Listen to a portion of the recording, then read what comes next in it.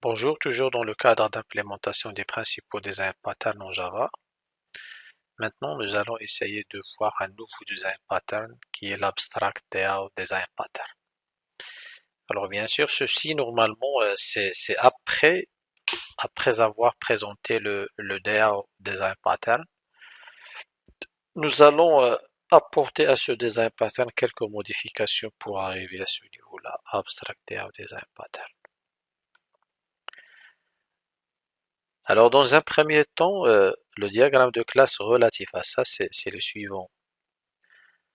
Et bien sûr, il fournit quelques avantages par rapport à des design pattern classiques. Parce que la simple différence avec celui-là, normalement, c'est le précédent, c'est-à-dire le DAO design pattern. Il a bien sûr une entité, il y a une interface qui est capable de gérer que les clients. Et cette interface, elle est implémentée par un client DAO spécifique pour les clients, qui est connecté à une base de données singleton. Et si on souhaite faire la gestion de produits, on doit faire la même chose. Alors ici, dans le design pattern, bien sûr, abstract DAO, alors on peut créer une classe générique surtout, normalement pour manipuler toute table dans n'importe quelle base de données. Il y a des méthodes qui se répètent, à savoir add, delete, get1 et getAll. Ces méthodes-là, ils ont presque la même signature. Donc c'est pour cela on peut les regrouper dans une interface générique DAO et qui a un type générique. Et ce type-là, je peux l'utiliser dans n'importe quelle méthode. Par exemple, pour le cas de add, donc j'ajoute un type générique T. Et si jamais je vais faire un product DAO, mon objectif est de réaliser un design pattern pour le product DAO. À ce moment-là, ici, le T va concerner, bien sûr, product. Si je gère les clients, le T va concerner les clients et ainsi de suite. Donc avec cette manière-là, bien sûr, je résume un ensemble de comportements au sein de la même interface pour une meilleure lisibilité de code d'une part et d'autre part pour faciliter si vous voulez dire, l'évolution de mon application.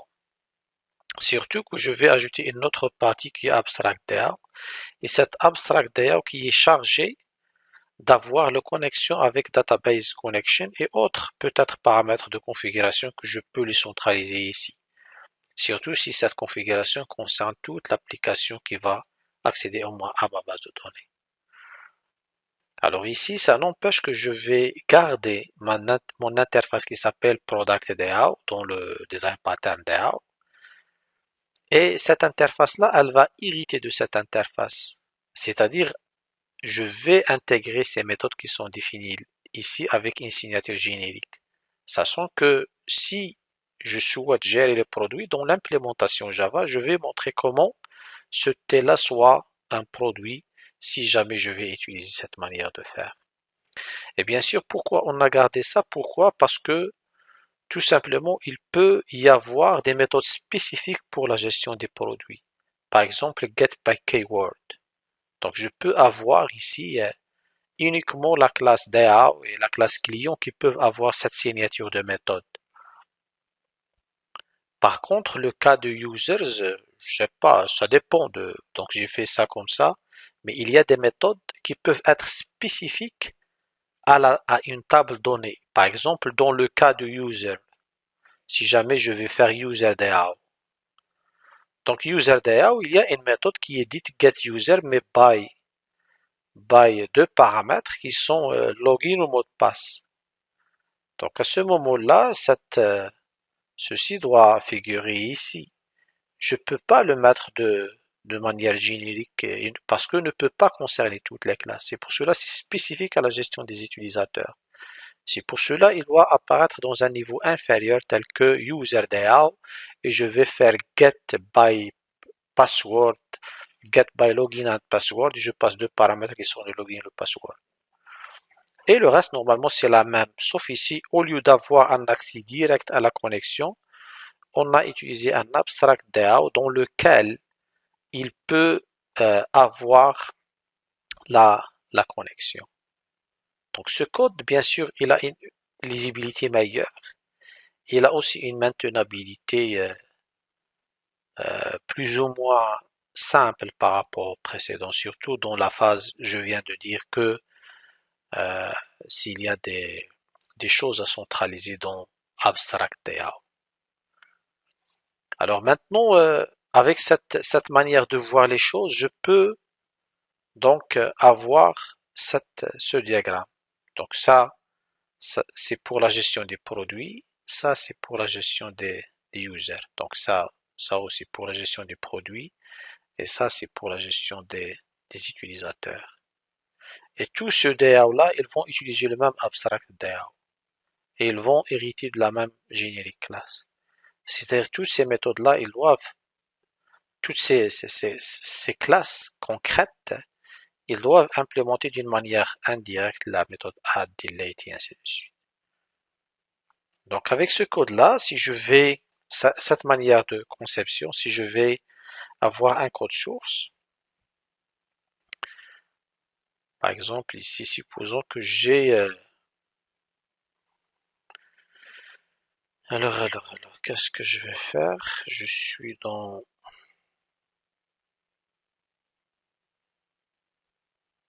Alors ici, il y a Product DAO. Normalement, j'ai besoin de générique DAO. Générique DAO. Alors ici, je vais faire un T et obj. Générique DAO. Et là, je vais changer vers... Alors ici, elle doit accepter un type générique qui est T.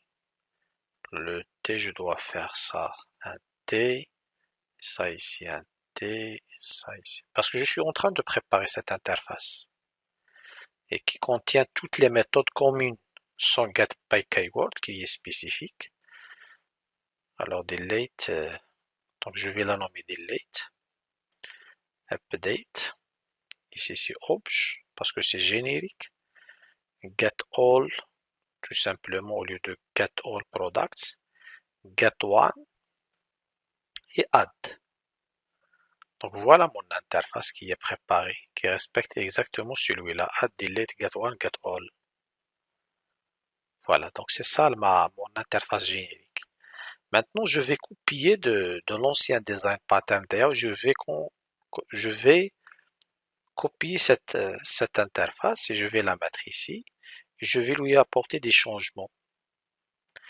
Donc des changements, parce que ici, il y a normalement, je vais garder la méthode spécifique parce que je viens de dire que je peux garder des méthodes spécifiques ici. Donc je dois avoir déjà la classe product dans voilà, ce projet. Et je vais bien sûr étendre parce que j'avais des modifications par rapport à ça. Donc cette interface qui est celle-là, elle doit étendre l'interface générique DAO. Donc tout simplement, je vais faire extends générique DAO. Voilà, générique DAO. Et je dois, à ce moment-là, où je dois préciser le type, c'est-à-dire dans l'extension. Parce que si ici en UML, ça se voit pas. Mais c'est ici où je vais mettre product. Donc à part, ici je vais mettre product. Pour dire que c'est bon pour moi dans la suite le T, après son extension, le T c'est un product. Et si jamais je vais bien sûr faire une classe concrète, que je vais l'appeler product DAO implémentation, et je vais implémenter quoi? Implémenter l'interface product DAO. Alors je dois implémenter toutes les méthodes et ces méthodes-là sont add et ainsi de suite. Regardez ici, le T qui est ici normalement dans add, c'est devenu automatiquement un product parce que je suis dans product implémentation. Et voilà, maintenant je peux copier n'importe quel code source à partir de l'implémentation précédente. Par exemple, ici, je peux faire ceci. Je peux copier ce code-là pour add et ça reste la même chose parce que j'ai le product, plutôt le design pattern DAO et abstract DAO, ils ont la même logique d'implémentation. Il y a sauf changement dans la manière de voir les choses. Donc, je vais voir déjà dans product. La première chose qui est, je vais déjà modifier ça. Je dois ajouter abstract DAO. Je dois ajouter abstract DAO. Abstract DAO. Cette abstract DAO, c'est une classe qui est supposée avoir une connexion. Donc, pour avoir la connexion, je vais charger, c'est-à-dire je peux mettre ici, par exemple, private connection. Je peux mettre connection. Je peux mettre ici connection. Ou bien parce que je vais irriter, pour accéder à connection directement, je peux le définir en tant que protected, sinon get connection, ou bien protected pour avoir un accès direct. Protected connection. Et bien sûr, dans abstract DAO, je peux mettre en place un constructeur. Voilà. Je peux faire ceci et la partie qui concerne la récupération de la base de données ou bien du singleton, je peux le faire de cette manière-là. C'est-à-dire, c'est ici, je vais mettre connection égale. Donc, avec cette manière-là, je vais irriter. Donc, c'est cette classe-là, product DAO implémentation, qui va irriter de abstract DAO. Et une fois irrité, parce qu'il y a un constructeur ici que je dois redéfinir normalement. Alors, product DAO implémentation. Alors, pour ne pas se tromper, je dois fermer ça. Et je dois assurer ça un product DAO. Et je vais assurer cette implémentation-là. Cette implémentation que je vais implémenter l'interface, mais en même temps extends abstract DAO. Voilà, mon constructeur par défaut est déjà sera appelé. Donc, une fois, je vais tester avec une classe programme parce que je dois tester la connexion tout d'abord. Programme. J'ai main.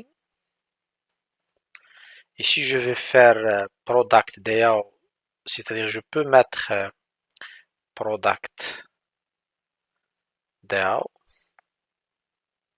Voilà. PDAO égale new product DAO implémentation. Voilà. Donc, à ce moment-là, je vais vérifier est-ce que le constructeur ou bien la connexion est initialisée. Connected. Connected et je peux même imprimer la référence utilisée. Donc, si je vais aller ici, si j'exécute, alors parce que ici, normalement, j'avais par erreur écrasé un ensemble de code source. Alors, c'est quoi ça? Donc, exemple 2. Abstract DAO. DAO, normalement, ça doit pas exister ici. Product, App Web.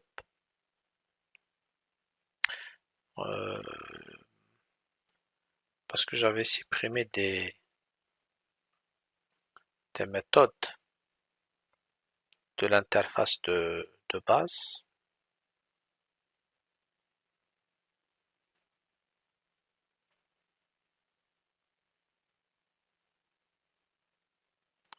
Voilà, celle-là, elle est correcte. Product DAO. Normalement, je vais faire ça tout simplement. Voilà, donc toutes ces méthodes ne concernent pas la nouvelle, parce que j'avais supprimé par erreur ces méthodes. Bien, je vais supprimer tout ça pour, voilà, j'ai pas besoin de ça parce que j'avais déjà fait la démonstration. Maintenant, ce qui m'intéresse, c'est cette partie-là. Alors, c'est quoi ça? Donc ça, parce qu'il y avait... Attendez, mais j'utilise quoi exactement ici?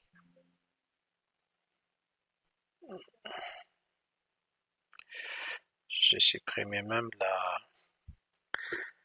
Alors ça, je vais mettre Database Connection. Je vais le mettre ici. Parce que j'aurai besoin de ça. Et je ne vais pas utiliser celle-là. Voilà, donc maintenant ça marche. Et ensuite, maintenant, mon code ne contient pas de problème parce que j'utilise toutes les classes se trouvent dans le même package. Donc maintenant, mon objectif est d'assurer que je vais me connecter premièrement à la base de données par le biais de cette manière de faire, par le biais de AbstractDAO. Il faut remarquer que tout simplement, j'ai aucune chose qui dit j'ai une database connection au sein de ProductDAO, mais elle l'hérite tout simplement à partir de la classe. Donc j'ai aucune chose dans ProductDAO implémentation. J'ai pas une connexion à la base, mais puisque j'étends ça, et ça c'est déjà protected, donc il peut être accessible dans cette partie-là, donc ProductDAO implémentation, il est accessible, d'accord, ça, il est défini en tant que protégé ici, donc il est accessible ici, parce que je vais l'utiliser dans la suite pour, je vais utiliser il est utilisable. Pourquoi? Parce que c'est un attribut privé, protected, d'accord, qui concerne la classe AbstractDAO. Maintenant, je suis en train de voir juste est-ce que il est bien été initialisé par le biais de l'initialisation, mais dans la page de constructeur de DAO, de Product DAO implémentation. Ce constructeur, normalement, il va faire appel à ce constructeur de sa classe mère. Super. Donc, on va voir. Sinon, on va appeler super tout simplement ici. On va le redéfinir et dire super. Alors, on va voir si ça va donner le résultat attendu. Sinon, on va réagir de la manière qu'il faut. Alors aussi, ici, il y a des problèmes dans... C'est quoi ici le problème? Oui, tout simplement, il faut supprimer ça. Alors, voilà, je suis connecté. C'est-à-dire le constructeur par défaut de la classe mère a été appelé de manière implicite. Donc, je suis connecté à la base de données. Maintenant, je peux faire, c'est-à-dire tous les codes qui concernent la... Malheureusement, j'ai supprimé, mais je peux voir la partie client management dans laquelle il y a, par exemple, la récupération de voilà, de tous les enregistrements. Je peux faire ça rapidement. Donc, dans Product et implémentation, il y a Get All. Et je peux faire ici Products à la place de Product, ici Product.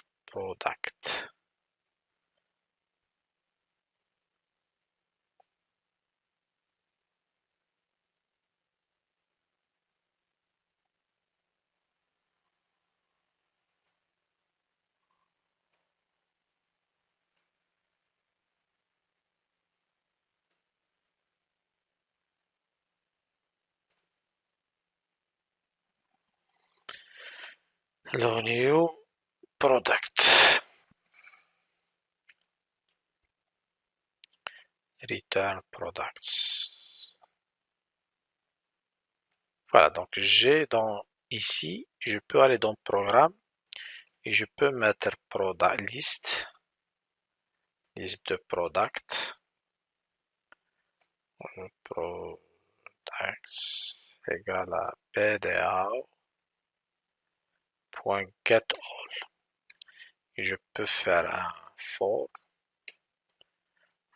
product p dans products et je peux mettre ainsi sous p. Price not found. Attendez, peut-être c'est select étoile from client, j'ai toujours ici. Ça, je dois la fermer. Donc ici, from product. Comment ça se fait? Price, désignation price. Alors, get all. Price, est-ce que... Alors. Voilà, on avait modifié à prix, on n'a pas remodifié. Donc ici, il faut modifier à price normalement. Non, modifier à price.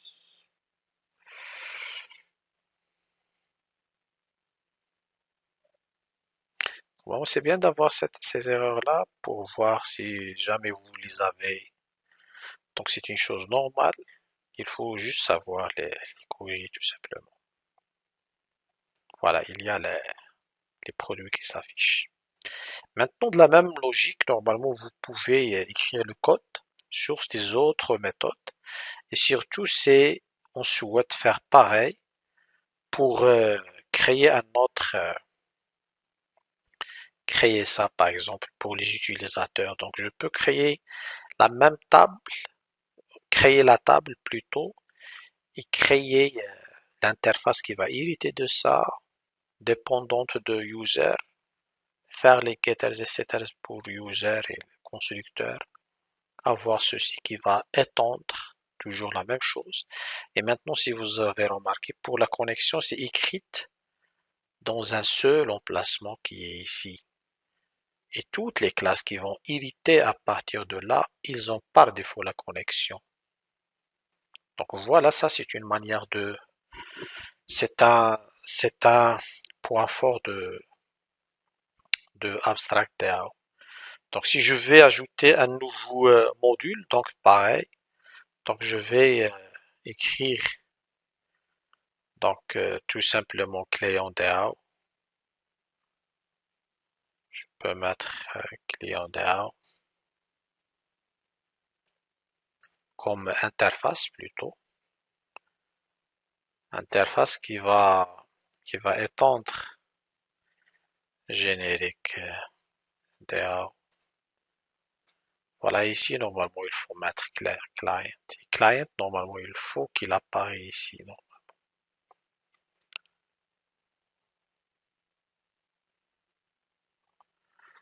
Et maintenant, si je vais définir une classe concrète qui s'appelle client DAO implémentation, si je vais faire extends abstract DAO et implémenter implements générique. Donc, client DAO. Alors, je dois implémenter toutes les méthodes.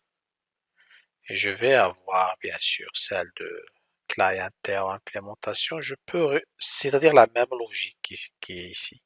Sauf ici, j'ai juste cette requête-là qui est get all. Voilà, on doit la mettre ici. Par contre, il y a juste la connexion qu'il faut. Alors pourquoi update là cette erreur? Attendez, parce que peut-être il n'y a pas de fermeture de. Attendez, path.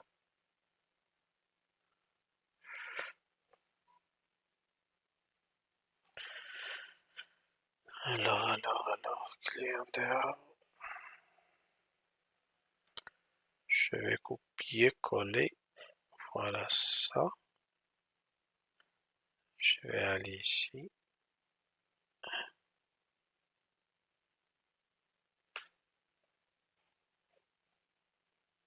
Alors, sauf ici qu'il faut importer ça. Alors, pourquoi? Type incompatible. Parce que une fois copié-collé, il va importer aussi l'entité qui appartient au package de base. Donc voilà, c'était l'erreur qu'il y avait. Alors maintenant, ça normalement, il contient la connexion déjà. Donc c'est pas la peine de la mettre ici, comme le cas de DAO, Design Pattern. Donc si jamais je vais aller dans la classe programme, je peux pareil faire pour les clients. Donc pour les clients, je peux faire la même chose. Je vais faire client DAO et je peux faire CDAO égale à new client DAO implémentation. Sauf ici, il faut s'assurer que je vais faire appel à abstract. Donc cdao.getAll qui sera stocké dans une liste de clients qu'on l'appelle client. Et ici, je peux faire for client C, donc client C sur C. Et voilà donc la partie client normalement qui est là. Voilà, l'affichage de la liste client comme il faut. Donc voilà ça en ce qui concerne le design pattern abstract DAO.